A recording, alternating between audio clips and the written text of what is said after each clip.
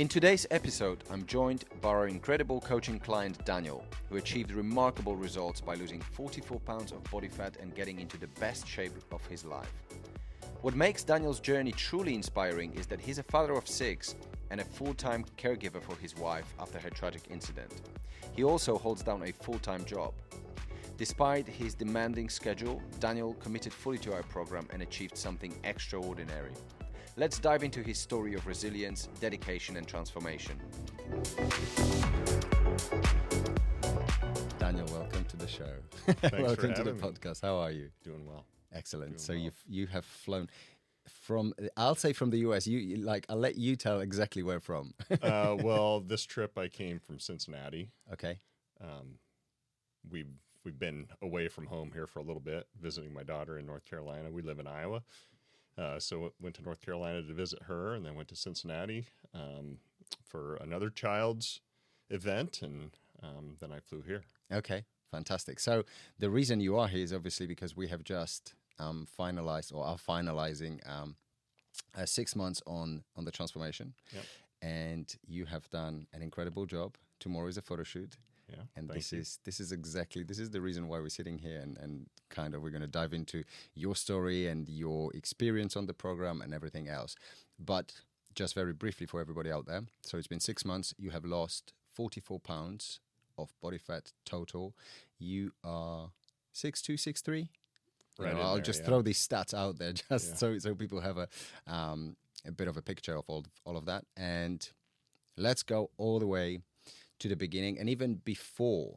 How have you heard about me, the program, and why did you join? Yeah, so I heard about you through Jim Bishop. He's a former colleague and a friend of mine. And what really happened was, and I apologize if this gets a bit long, but there's more of a backstory to me wanting to do this than just me wanting to feel better about myself. Mm-hmm. About 3.5 years ago, my wife fell. We were on an anniversary getaway, and the first night in an Airbnb, she got up to use the restroom, and in our home, what she would do would be to walk through the door and take a left. Unfortunately, in this Airbnb, she walked through the door and took a left and fell down a flight of stairs. And she broke her neck and suffered an incomplete spinal cord injury. So it's the difference between incomplete and complete is important, because she has been able to recover quite well. But I went from being husband, father, and employee to husband, father, employee, and full-time caregiver. And I would say that the learning about that was that it became easy or convenient to have excuses for not taking care of myself. Mm-hmm. And I had people that would say, hey, make sure, this is really hard on caregivers. You got to take care of yourself. Well, for me, taking care of myself was taking care of Robin. But I reached a point after about 1.5 years where I said, okay, mentally, I'm not right. The stress of everything was getting to me. And I really worked on that for a solid 1.5 years, where I just said, I got to get where I am handling things better in my head so that I can be the best version of myself for Robin and for our kids. She brought 3, I brought 3. So we got a basketball team and an alternate player together. And so I really worked on how am I thinking about things? What do I believe? How do I show up better for the people in my life? And then we were on a vacation in the spring, and I had been thinking, okay, it's time for me to get my body right, because I didn't feel well. Okay. We were on vacation. Lots of helping Robin getting in and out of the transport vehicles and all that kind of stuff. At times lifting her up and carrying her into a van. And so I had started researching a little bit I need to get healthier. But that trip really told me I've got to do better at truly taking care of myself physically. The running joke among all the kids was me saying, "Is anybody else hot?" Because I was hot all the time. And, it was never debilitating. There was nothing that I couldn't do. But as I've learned, especially from Robin over the last 3.5 years, she knows when something's not right in her body. And trusting herself that it's time to go get this checked out has been really important. And unfortunately, we keep relearning that over time, because subsequent to the first injury, she then about 1.5 years later fell and broke her hip, and recently broke her sacrum.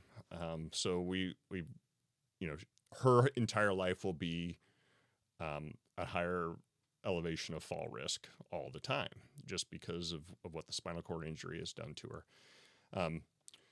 In my case, we came back from that trip and I knew that I was not right physically, that I needed to figure out how to feel better. And so the transformation for me, my prioritization is more about feeling well, feeling good, than it's been feeling good about myself, so to speak. Yeah.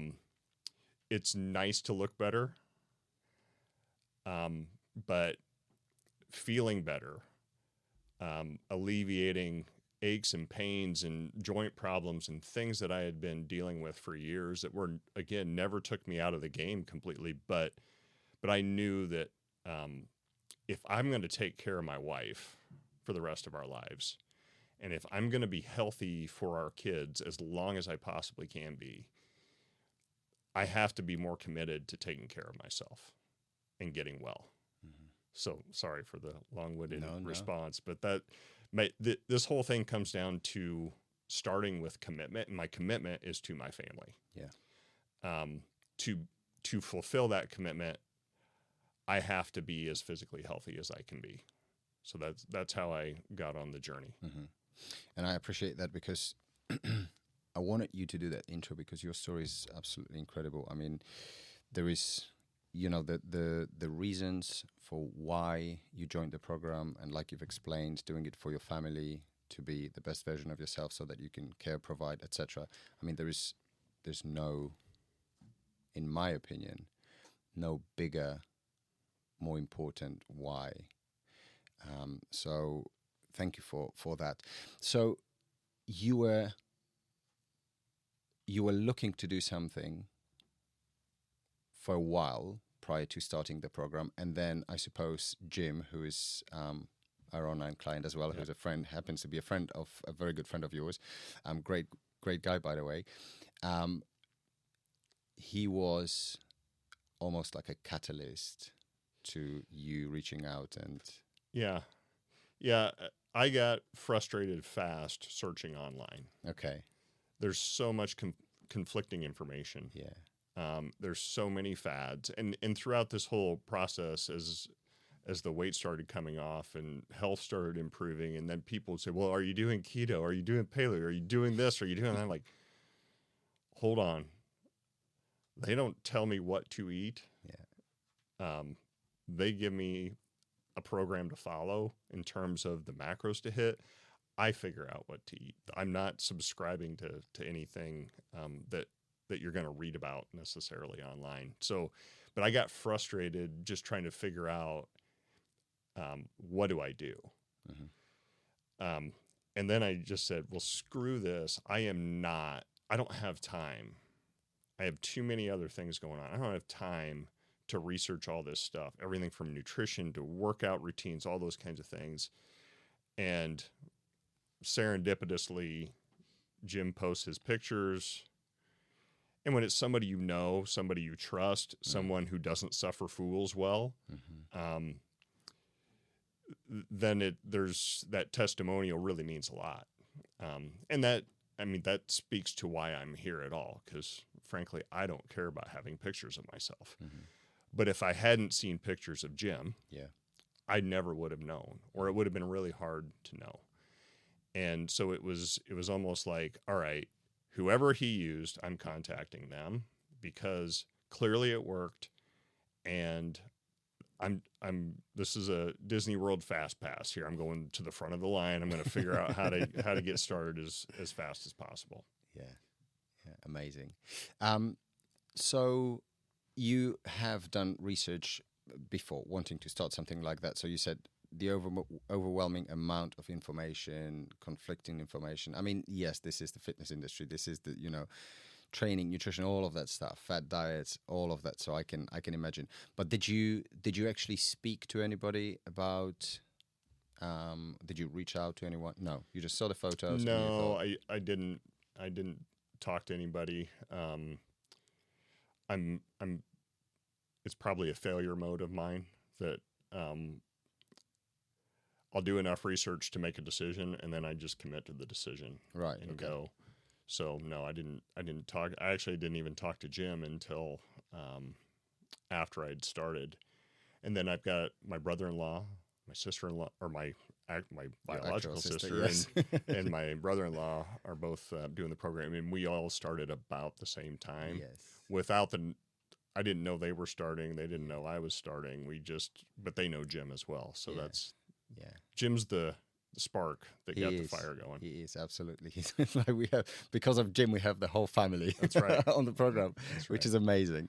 Okay, great. So we start the program 6 months ago. And clearly it's been a massive success, but more so than obviously losing the 44 pounds of body fat, looking amazing, etc. What has been like the biggest, or what were or have been the biggest benefits for you? Having a system to follow, and I travel actually quite a lot for work. We are going to get into that because that is insane on its own. So since I started, it's roughly, just call it a third of the time. Yeah. A third of the nights I've spent away from home. And that was one of the barriers to getting started, was just how do I take care of this while I travel? And that was something that you guys really helped a lot with is, one, there's the network of other clients that that I can reach out to. And there's some information that gets shared back and forth there to help each other out. But just knowing what I'm trying to do nutritionally and knowing what the workouts are and being able to plan for that. I think in 6 months, I've missed 2 cardio sessions. I think I've missed my step target less than 5 times, and that's all while traveling. And that's not to brag. It's just when you choose to plan for it. Yeah. And I think that's one of the biggest learnings for me. I like to be organized. I like to know what's going on. And when I've got that, I've got the whole roadmap in front of me for the next week or so, then I can plan for it. Yeah. And I can figure out, okay, is this hotel gym? Is this company gym? Is this, do I need to find a gym somewhere? And then when I'm home, I'm home. Yeah. And I bought one set of adjustable dumbbells, and we already had a bench, and then had to replace a rower because I blew the water out of the old one we had about the 5th cardio session in. And but the space it has taken to truly do this in our home is maybe 100 square feet, and I didn't know that was possible before. Yeah. And I think that's important. It has been important for me, is I don't need a lot to get the results. And I think going back a little bit just to the first question you asked, and sorry for the retreat here, but Robin has to work extremely hard to get very minor incremental improvements. And when I started this, I said, I can work not even a fraction of as hard as she's going to, if I just stay committed to it, and get the results that will allow me to be there for her long term. Yeah. So Sorry, I'll probably jump around from time to time. No, that's good. It's, this, the whole nature of this is just us having a conversation. So it's absolutely fine. So it's fair to say that you have gone through this whole process so far with pretty much minimal equipment, not really using a gym other than if you were traveling or something like that, right? Yep. Great. And it seems from what you are saying is that structure, really having the plan, the structure, not having to think about these things, just following the app, ticking boxes, that was the biggest benefit. Yeah. I think I told you from the beginning, give me a roadmap to follow and I will figure out how to follow it. And I've gotten better over time at just planning ahead, getting the whole meal plan for a day, put together a day or two before, knowing what the macro targets are, all those kinds of things, planning for travel. Yeah. Just having good protein available. That's good protein without a lot of fat is one of the hardest things to figure out on the road. Yeah. For me, I kind of adopted the mindset that when I have total control, I'm going to crush it, like 99 to 100% of everything. Yeah. Because when I don't have total control, all I can do is be conscientious about it. I can be disciplined about it. But, I get in work environments where I have zero control over the food that's available. I can choose which of it I grab. But some of it just, I kind of look at now and go, how did I eat that crap before? Yeah. Because a lot of it, if I have a little bit, I don't even feel good afterwards. I don't know if that's psychosomatic or if that's just the body responding to, hey, you haven't put this shit in your system for a while, and it's affecting, it's causing problems. Yeah, for sure. But I think it's a very good point. I do believe that it's not about being 100% all the time, because it's not possible. And I think this is the biggest misconception that most people have about going through a program like this, is that unless they are 100%, they are going to fail. It's really about making conscious decisions and making good choices most of the time. Like you said, nailing it whenever you can, and you can control the circumstances and the situations. And when you can't, it's about doing 100% of the situation that you're in, whatever that means. Even if it means that overall you've done 30%, if we want to be numerical about these things, 30% in that particular situation, but your choices were 100%. Yeah. I think early on I sent you guys something that, this is about commitment, which I've talked about. It's then conditions. Sometimes you control them all, and sometimes you don't control very many at all. That's life. Then it's choices, then it's consequences. And I think what you really helped me with is don't panic, don't freak out. Don't worry about a day or two here or there where you don't have control or you don't have the discipline that day. Whatever else is going on, it's like you're going to make a choice here and there where it's not optimal. But we're doing this over a longer period of time. For me, it's don't let that one-time choice spill over. Yeah, hedgehog into a habit that it gets hard to kick. 100%. And that, again, really good point, because it's not, like I said, it's not, life will always get in the way. You will be in situations where you have to make less ideal choices than you would want to, but that's okay. But like you said, it's not letting it spill over to the next day and the next day and then the week. And, because that's usually how things get out of control. It's okay to have few days where you were less than ideal. That's fine. But not looking back, not feeling guilty and feeling like you've undone the work, that you have done over the past month or so. Because we sometimes get that a lot from people. It's like, I messed up the whole day. So what? We have another 4 or 5 months ahead of us, or 3 months, whatever it may be. It doesn't matter. Back on a horse, off we go. And this is where accountability really slots in very well. And I think most people actually fail when they are not on a program like that, when they try a diet or they try to go and do these things on their own. At the beginning, the excitement is there, the motivation is there. They have some form of structure. They follow a meal plan. Usually, they decide to go to the gym. Once the buy-in is there, everything is great. Usually, most people get success. The problem starts to appear is when they hit a plateau, they don't know what to do, motivation goes down, they feel exhausted, energy, and that's where, okay, one day, less than ideal, they start blaming themselves, they feel like they've undone the whole work, and that's where the vicious cycle starts to happen. And again, it's about having that support network and accountability to go, it's okay. This is what we need to do. Back on the horse. You just, from there, we continue. Yep. So yeah, that's a very good point. So let's talk about that travel, that travel side of things, because you travel for business a lot. And, we have a lot of clients who travel a lot.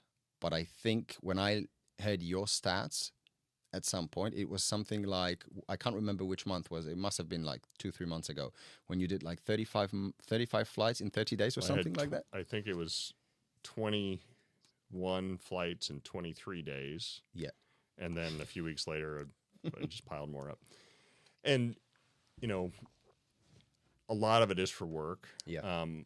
Some of it is we've got kids scattered all over the place, Mm-hmm. and we like to see them. Yeah. So, and we had one that was getting ready to figure out where she was going to university, and so it's get her where she needs to be, all those kinds of things. So Robin will travel with me a lot of the time. Sometimes she won't. But yeah, I've gone through some periods where it was almost a full month where I didn't sleep in my own bed. Yeah. That's insane. And so how did you find that being on the program? I mean, I suppose you touched on that a little bit. It's just being prepared, making sure that you have a plan ahead, etc. But in terms of sleep, energy, training, recovery, did you feel that was affected in any way? Yeah, it was definitely affected, Mm-hmm. just because your options are limited. Yeah. And, flights get canceled or delayed or whatever, and you had a plan and you were going to be at the hotel in time Mm-hmm. to get those last steps in on a treadmill or whatever, and it doesn't happen. I remember one time just hauling ass through an airport because it was like 7 minutes till midnight, and they just got off the plane like, I can hit my steps target if I motor right now. So it does become a little bit of an obsession when you've been checking the box every day for months. You don't want, it's like streaks on apps or whatever. You don't want the streak to end. So you gamify the whole process a little bit, yeah. Little bit, yeah. But yeah, I mean, it's just knowing when I'm traveling, mm-hmm. knowing what the macros are going to be, knowing what the workouts are going to be, being able to plan around.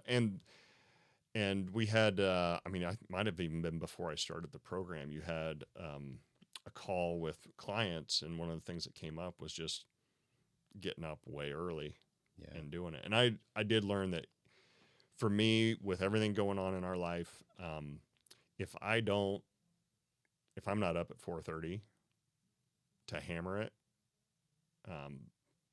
the odds of it all getting done just go down dramatically. Yeah. And it's a peaceful time for me. Mm-hmm. I get to, I get up. We live in a rural area. I've sent you guys lots of pictures of sunrises and that kind of thing. It's really been a side benefit of all this is we're out in the country. I don't always fully appreciate the beauty of where we live, Mm-hmm. and getting steps in a little bit, kind of rain or shine, cold or hot, just doing it early in the morning, watching the sun come up, whether it's walking or on the rower, getting that cardio workout in the morning. There's something the serenity of it it's been really good mentally. Yeah. To do that, and then just appreciating the beauty. And then this might sound a little weird, but I started noticing things that, especially over the last month or so, with the change in seasons. There are times when, as I'm walking, going up or down a hill, I can feel the temperature change. Like there's 3 steps where it goes from, boy, it felt really cold and now it's warm, or vice versa. And I think just kind of being, whether it's listening to a podcast or nothing at all, just no electronics, just besides the watch telling me how many steps I took. I think there's value in that, and carving that time out to specifically focus on, I'm doing it for my health physically, but there's a mental health benefit to it where you're like, in those moments, I know that I'm doing what I can. Yeah. To be healthy, and I feel a lot better about that. Yeah, absolutely. Just being present, being sort of in a meditative state. Yeah, it's a beautiful thing. Absolutely. So what would you what would you say, or how has the program helped you with everything in your day-to-day life? Because obviously that was a massive part of you joining, and so have you noticed the benefits? Yeah, and one of my biggest concerns when I started was just the time. Yeah. How much time is this going to take? Because I had no concept of how long the workouts were going to last, all that kind of stuff. So that was a huge concern. And where I've gotten to is just, as long as I know, I can organize around it. And I can organize work around it. I can organize it around work. As long as I've got some visibility. So I think that less of a change and more just a revealing of how I like to operate is just being organized enough to have the confidence that I'm going to get this stuff done. Because if I have a plan for it, then I'm not worried about it. I'm not stressed out. I just know what I'm doing. Yeah. And I think that, things I mentioned, the meal planning ahead of time, eliminating decisions in the moment is really important, at least to me, that I already made that decision. Done. Grab the stuff out of the fridge, eat it. Yeah. Leave for, if I'm traveling, and leave for the gym. Already made that decision. If I don't do that, then now the days I'm already behind for the day, then there's stress throughout the day. And so I think revealing, I mean, I've talked to people who say, well, I'm not disciplined enough to do that. And I say, you probably are. You just haven't proven it to yourself yet. And I kind of loosely connect that to what's happened with Robin over time, because I've also had people say, I couldn't do what you're doing. I couldn't be a caregiver, and I don't have it in me. I'm like, when someone you love has gone through something like this, you will be shocked at what you will be able to do. Absolutely.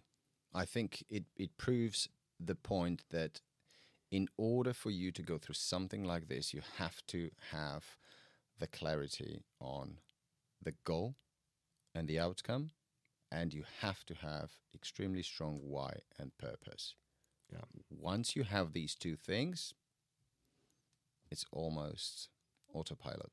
Yeah, and I think I got in a mental game of creating little micro challenges for myself. If it's a 250 calorie burn and whatever, it normally takes 25 minutes, just something close to that. Well, at 23, if I've burned 250, I can go for another 2 minutes, right? Plus, if I go for another 2 minutes and I do that 5 times a week, I just got a whole nother cardio session in for the week.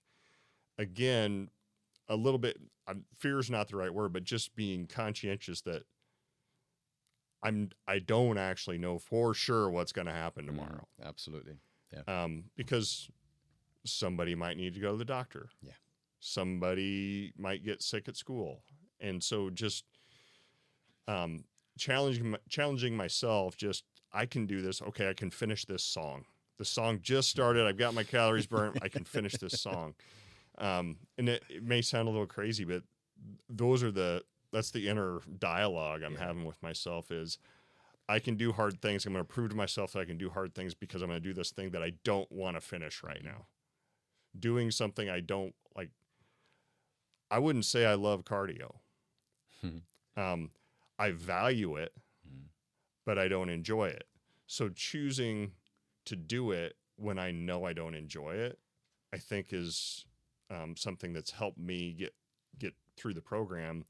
And I credit being Robin's husband for having a little bit of that I had to develop. I was forced to develop. And not that it came out of nowhere, but, I hope nobody goes through what we've gone through. But the challenge of it and what you learn about yourself and all that, I think has been really important to me as I've gone through this, because I think I would have cheated a lot more. Okay. I'm not sure I would have been motivated to do it. I would have told myself, I can figure this out on my own. But again, you do a little research and you go, I'm paying somebody to tell me what to do here because I need the structure. I need a roadmap, because I don't have the capacity to go figure out all the tips and tricks that it's going to take to do this. I'm going with a proven method. Yeah.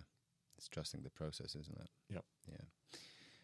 So it's actually really, really interesting to hear you say that. So you feel that understanding the potential negative consequences of you not doing the 100% would be far worse than you actually doing in the moment something that you don't necessarily fully enjoy, but you know the benefit of it.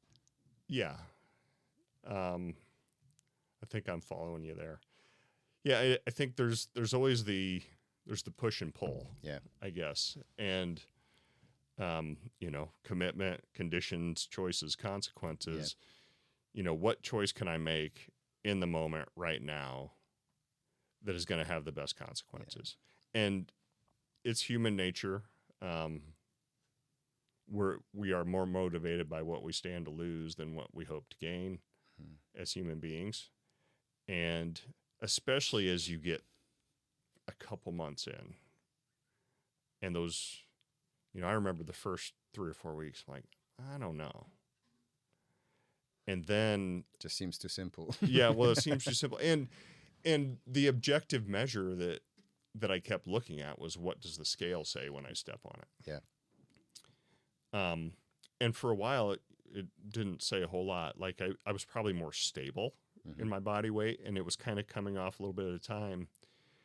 And then there's a macro change and some workout changes. And next thing you know, I think I lost 17 pounds in 2 weeks at one point.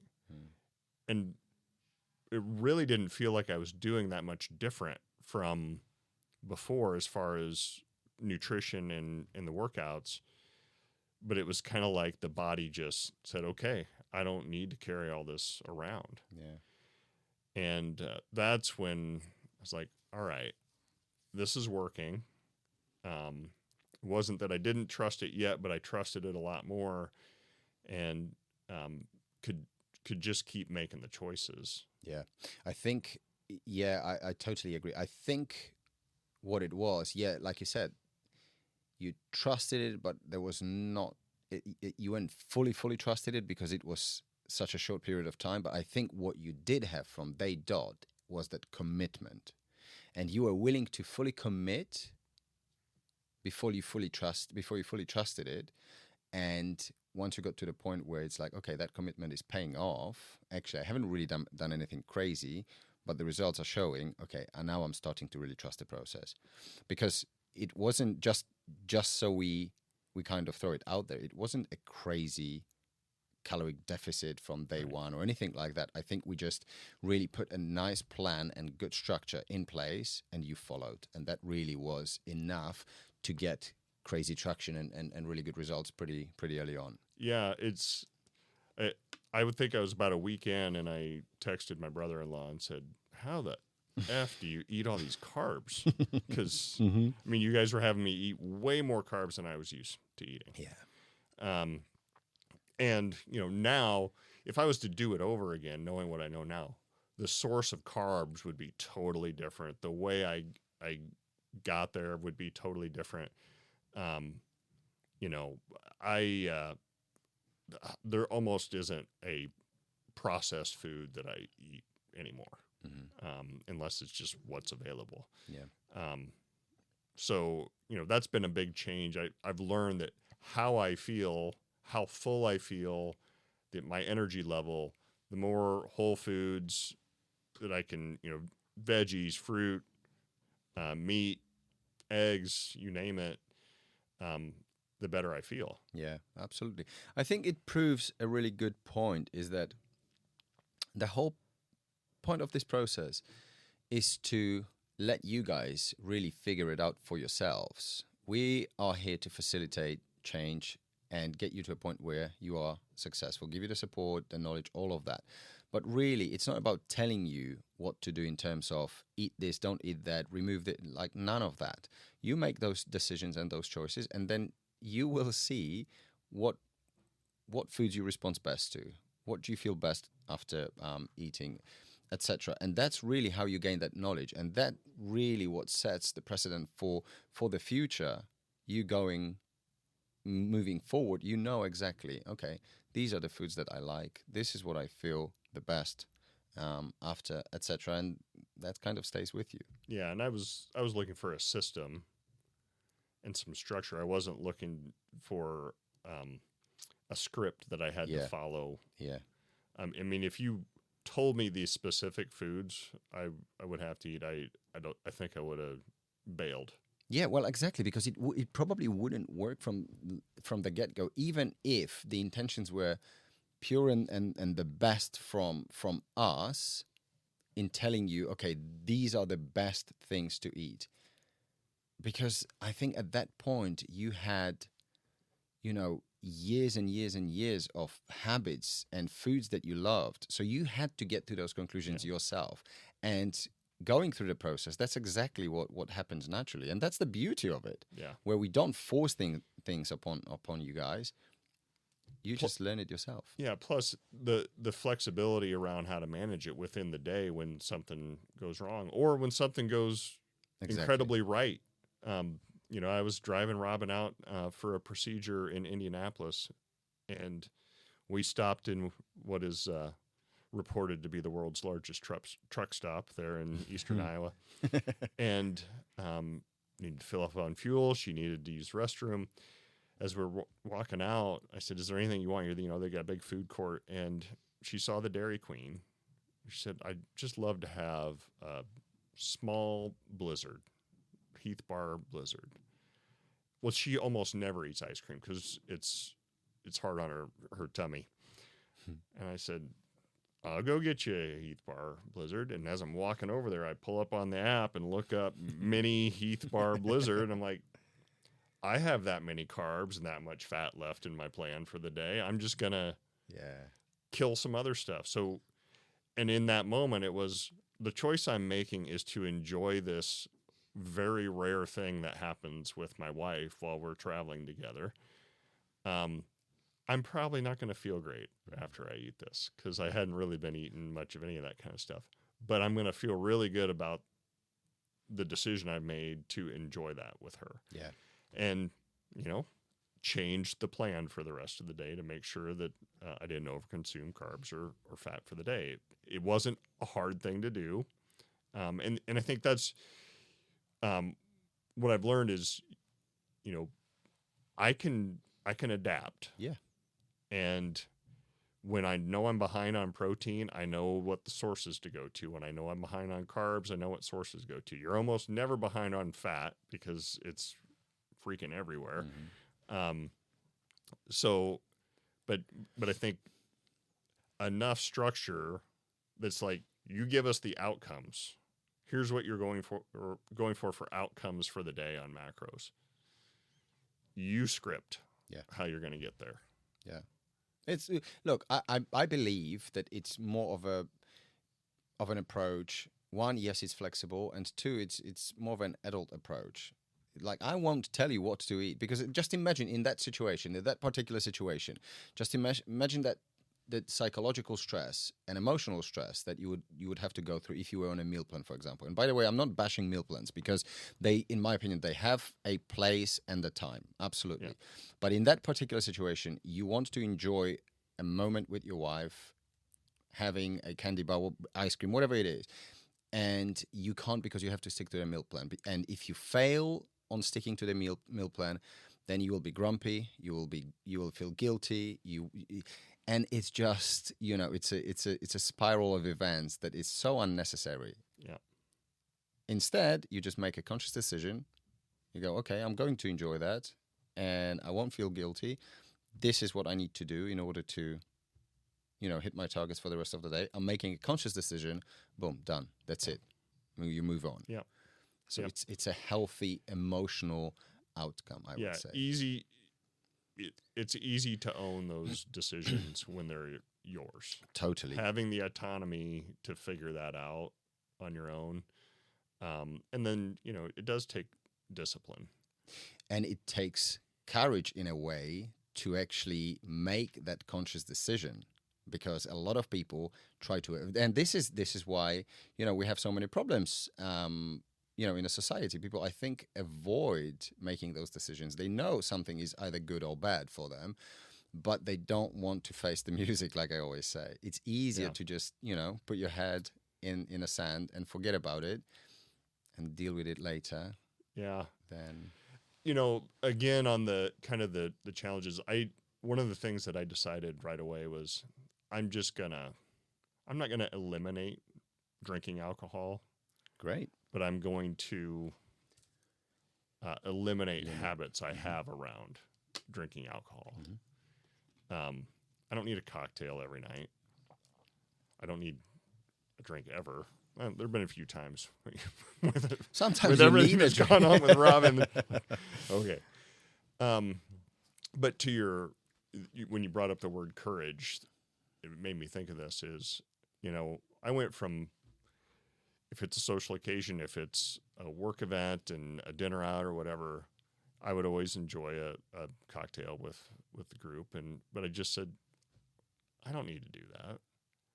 And I don't really care about the peer pressure. Yeah. I mean, I'm an almost 50-year-old man. I should not be concerned about other people giving me a hard time about whether I'm drinking or not. Those days are long gone. So again, decision made. And then I could also make the decision, you know what? Today's a special day because my university American football team just won a game. So celebratory bourbon it is for tonight. And not feel guilty that I've violated this commitment to never doing this again, because I didn't make that commitment.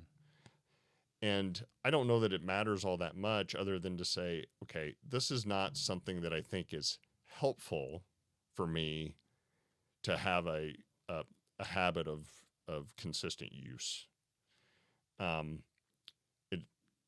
If anything, it's probably detrimental, but it's kind of fun sometimes. So, I'm going to limit. I'm not going to eliminate, because if I say I'm going to eliminate, then the temptation to cheat will be there, and then it's that failure of, well, I screwed it up again. Guilt, etc. Yeah, absolutely. So I think giving yourself the grace to make those choices without beating yourself up, and I'm not hardwired that way. I beat myself up pretty bad on stuff. But this has been helpful to just say, okay, sometimes good enough is good enough. You just do the best you can in the situation you're faced with, and know that tomorrow's a new day. You can just just make more good choices over the next week, and whatever you put on or screwed up is going to be just fine, as long as it's not about being perfect. Yeah, exactly. Absolutely. Absolutely. That's a very, very important point. So Daniel, obviously being so busy, 6 kids, right? 6 kids, and all the life circumstances, work, etc.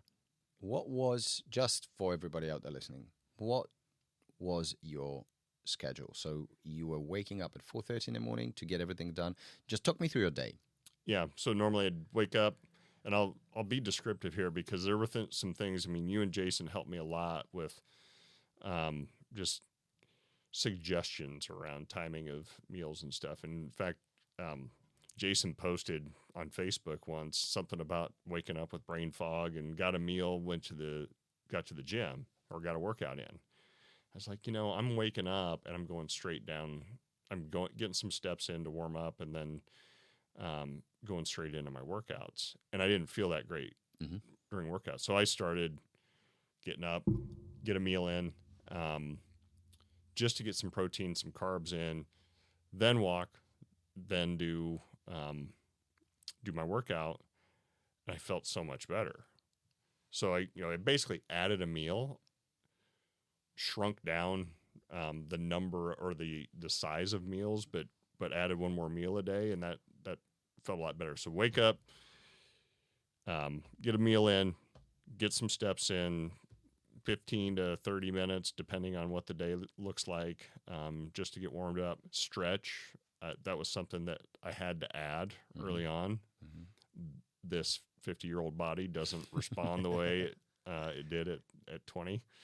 And I had some knee problems and things that you guys helped me deal with. So stretch, workout, whatever that was for the day. Depending on what was scheduled and how long the workout lasts, I may try to get some steps in afterwards before I really started the day, or just go then eat a real breakfast, and then whatever the day has as far as work or appointments for Robin or whatever. So then I'd be at that. That's a normal day at home. Basically follow the same routine on the road. Because I would either pack what I needed for that early morning meal, or, I just got in the habit of hitting a grocery store or convenience store and getting whatever I needed to make sure I had protein and carbs first thing in the morning to help fuel for working out. Yeah. Okay, awesome. So essentially you were throat loading everything, your workouts, majority of your steps for the day, so you could get about your day and don't have to worry about, having it or having to do it at the end of the day or whatever. So like majority of our clients who are busy, travel, unpredictable schedules, etc., etc. Okay, so that seems to be...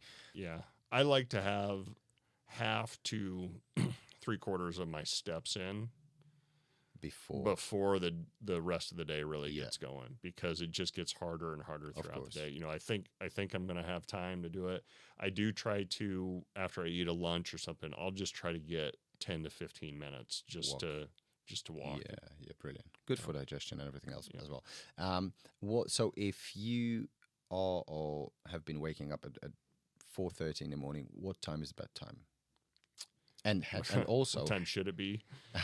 Has your evening routine changed, by the way? Evening routine has not changed much. Okay. Other than I will still, after each meal, I try to get some steps in. Okay. Depending on where I am for the day. The last few weeks when I've had my son around a lot, and we would go out after dinner, and still had enough daylight and could kind of talk about how the day went, and that might be a half hour, 45 minutes. So added that. Sleep is probably the one thing that if I was to grade myself on how I've done on improving things, I have not improved sleep. The amount of sleep I get. The caveat to that is I wake up at 4:30 ready to freaking go. So, and I've never been one that slept for 8 hours. I don't remember other than a few episodes here and there, after traveling or whatever. So for me, if I get 6 to 6.5, that's about normal. Okay. So try to be in bed by 10. Robin is a night owl.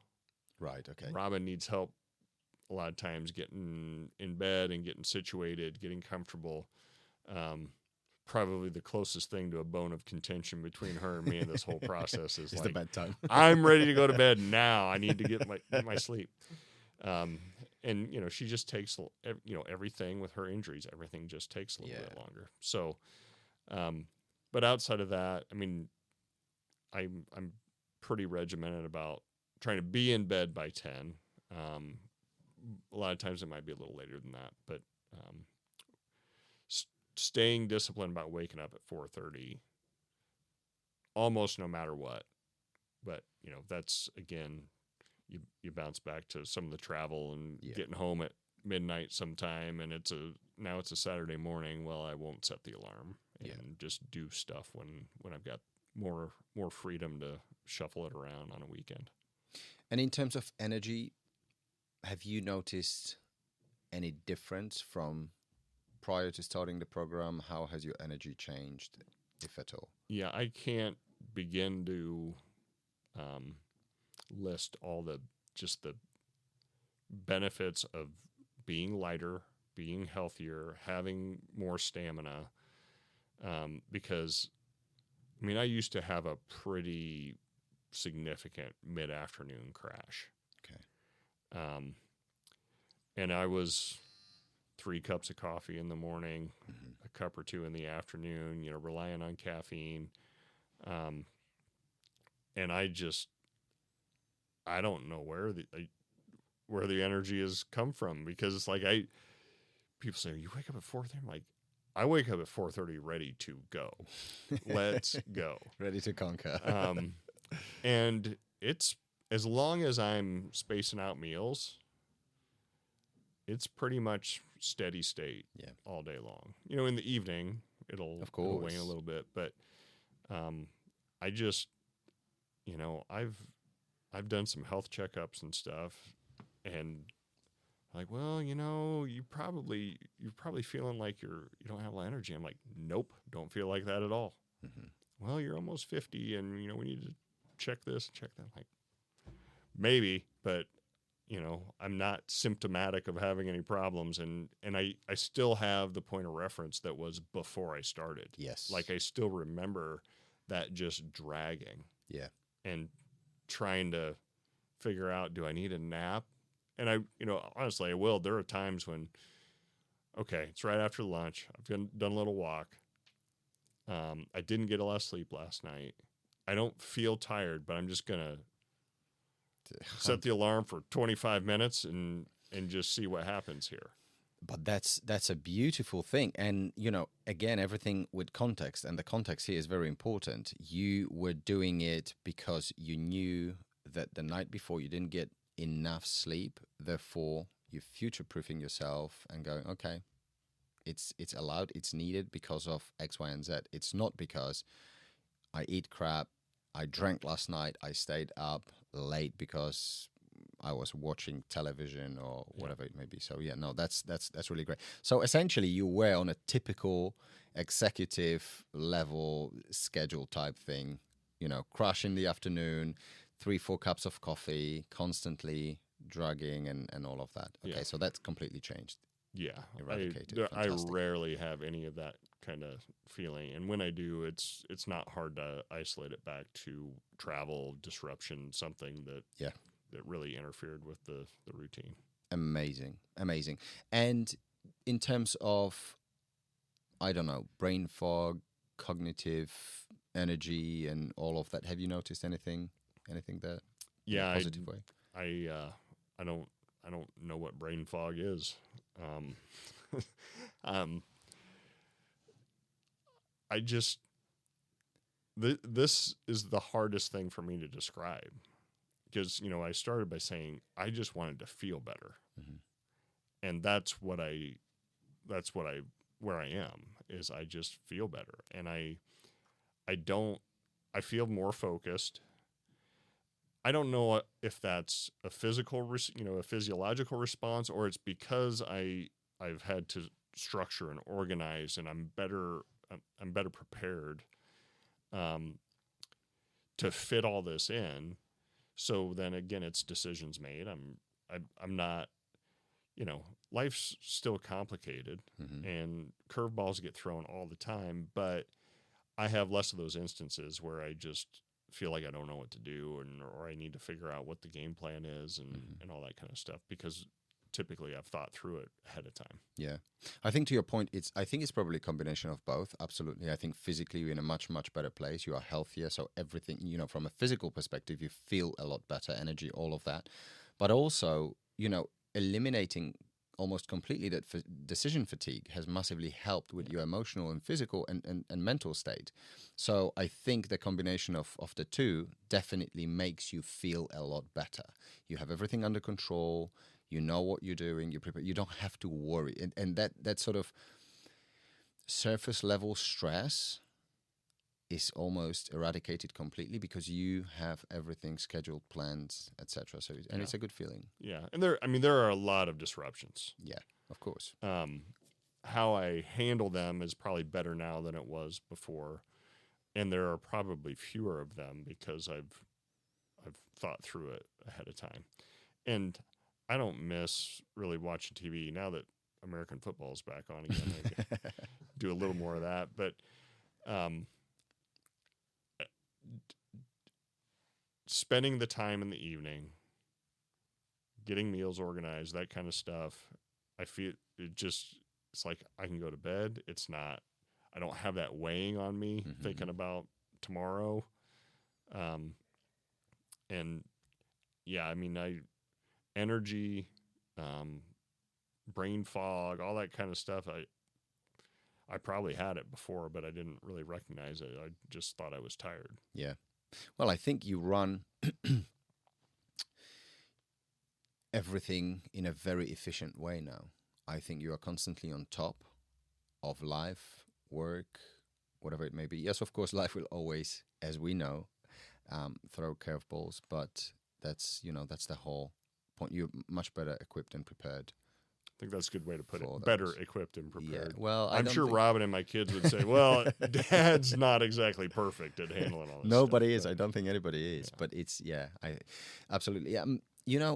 Because a big part of your journey is obviously Robin and her situation. So I wanted to ask about how are you dealing with all of that on day-to-day basis, being a father, being a husband, working, doing this, being part, taking part in the program, all of that, because no doubt there is probably a massive chunk of time where you have to, like you said, you're primary caregiver for your wife. So what does that look like? yeah, we have to communicate, and because she has lots of doctor's appointments, physical therapy, you name it. We did just in the last month. We've welcomed somebody into our home who's living with us, and then whose primary job is to help Robin with a lot of stuff. Okay. And a lot of that just came down to me trying to do a full-time job that I could, as much as you think I travel for work, I could actually travel quite a bit more for work if we had somebody that could help with Robin. And Robin doesn't need, most of the time, she doesn't need a lot of physical help as far as just getting in and out of a chair or out of bed or whatever, things like that. She is able to do a lot of that, but she can't drive. So getting to appointments, dealing with appointments that get delayed or one cascades into the next. For me, it was, it'd be on the calendar. I knew that it was happening. I could plan around it for work, but I don't know how many work calls I've had to miss because we intended to be done and thought we would be done, but here we are. We're still sitting in the doctor's office. So that's been really challenging because I like to be in it with whatever it is I'm doing. And when you're sitting in a doctor's office and you can listen, but you can't talk, and you're not fully there either place because you got one ear on what the doctor or nurse might be coming in to say, and you got one ear on a work call. That's just really tough. Yeah. So, we've had a lot of those kinds of situations where it just scheduled for the day, just throw a grenade in the middle of it because it's totally blown up. And now that we've got some help at home, and I can actually travel without worrying. I up until a month ago, I hadn't traveled and left Robin at home just by herself. Yeah. And now I don't leave her by herself because there's somebody else there. We'd had people come in and help out for a few days at a time when I needed to go somewhere. But it changes how you plan for life in every way that you can imagine. And, that's why what happened to Robin was this, it's basically created perpetual uncertainty. Yeah. And, and I felt like I had to make my body and mind more resilient against the uncertainty of life because Robin's accident taught me we have no guarantees. That anything can change, and it'll change without you being prepared for it. So when that thing changes, am I mentally able to handle it, and can my body take it? And that's why I've gone through the journey here. Yeah. Yeah, I think, and I don't know, I hope you don't mind me sharing this, but obviously since you have been in London for the last couple of days, obviously your wife had another accident, unfortunately, and she broke her pelvis, right? And broke her sacrum, the tailbone.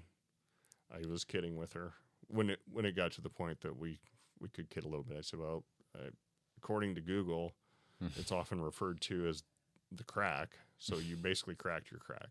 Oh. Yeah. And so to your point again, uncertainty pretty much all the time. Yeah, and thanks for bringing it up. I mean, I got off.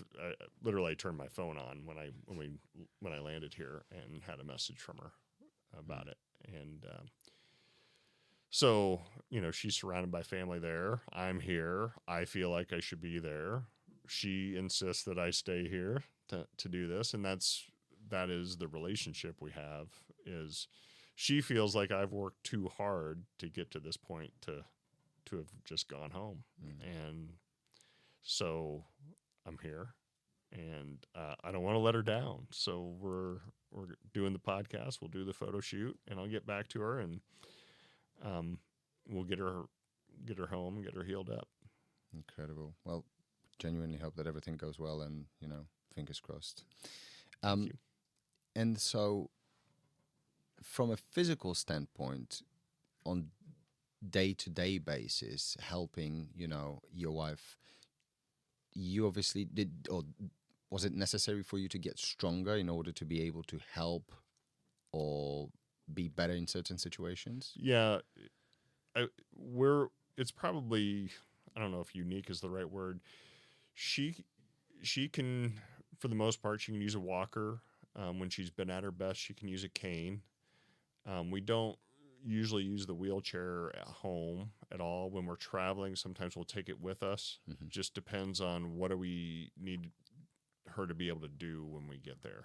She can't cover long distances very quickly at all. So,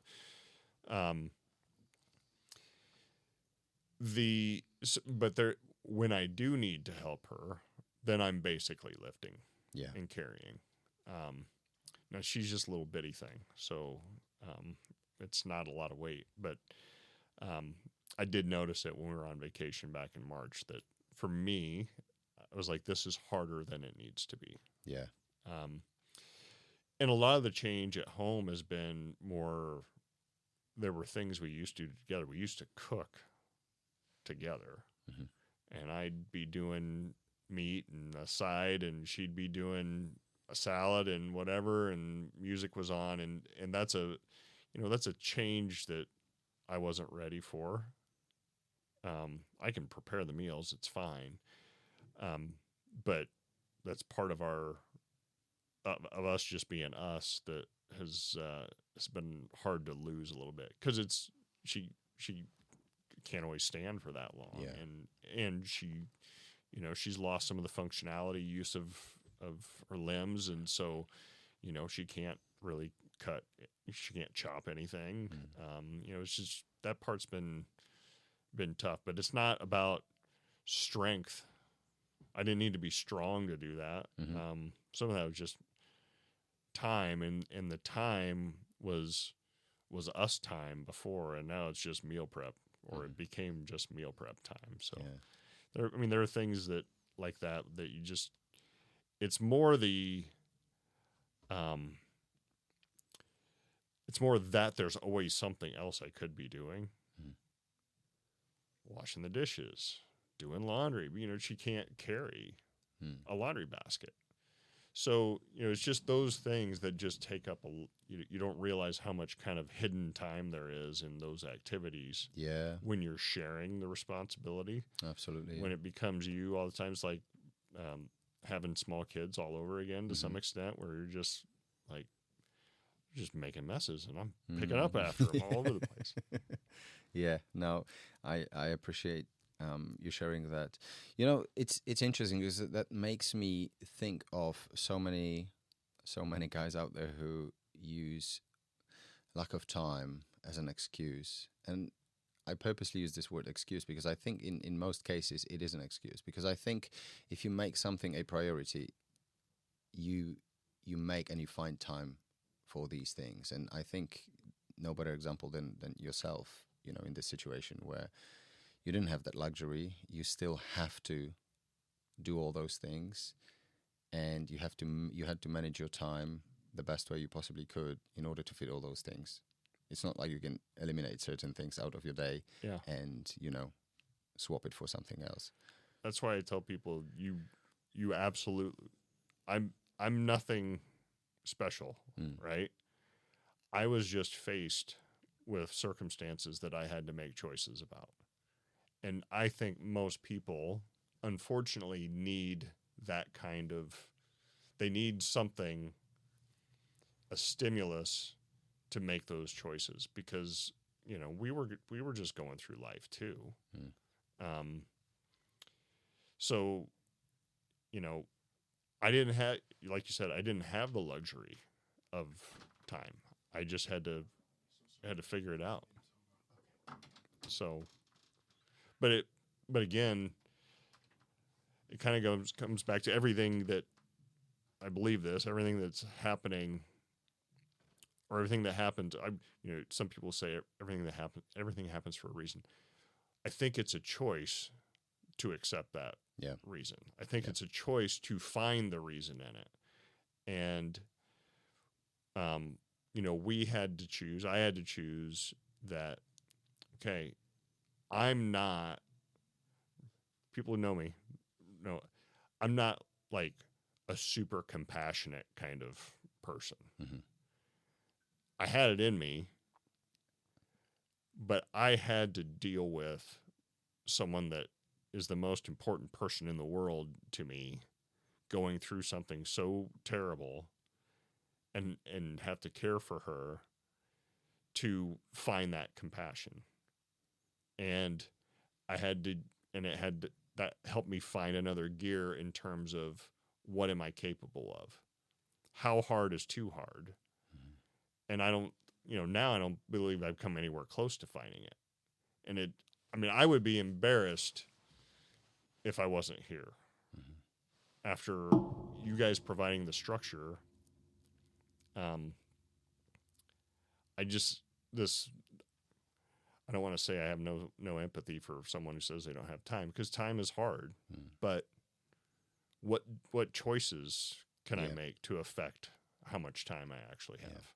Because normally when I say I don't have time, it's because I can unwind it back to choices I made that created the situation where I don't have time right now. I prioritized something different, and now I don't have time to do the thing that I I wanted to get done. Mm. So it's all back to choices. Absolutely. Well, like I said from the very beginning, I think your story is incredibly inspiring, and I hope people do find it inspiring, because there is so much resilience, so much strength, so much mental toughness, on every level. So once again, I really appreciate all the work that you have done, how you've committed to the program and proved not only to us, but to, I think, hopefully everybody out there, that it's totally possible and doable, and you prime example of that. So thank you very much, Daniel, and it's an absolute pleasure. Well, thank you. Thanks for the guidance, and you guys keep saying trust the process, and that's what I did, and I feel good. So Amazing. that's what I set out to do, was to just feel like I'm supposed to feel, which is no aches and pains and high energy. And so, again, it wasn't about photos and looking that good. I'm already married to the only person that I care about what she thinks about how I look. So I got that one covered.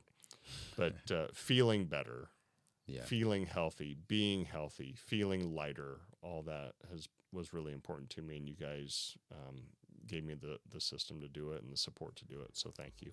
Thank you so much. Incredible. Thank you. If you enjoyed this episode and felt inspired and would like to find out more about my body transformation program, please visit my website at www.martinbugai.com or message me on Instagram at martinbugayfitness, and we can schedule a free strategy call where we can discuss your goals and find out more about how I can help you transform your body and your health.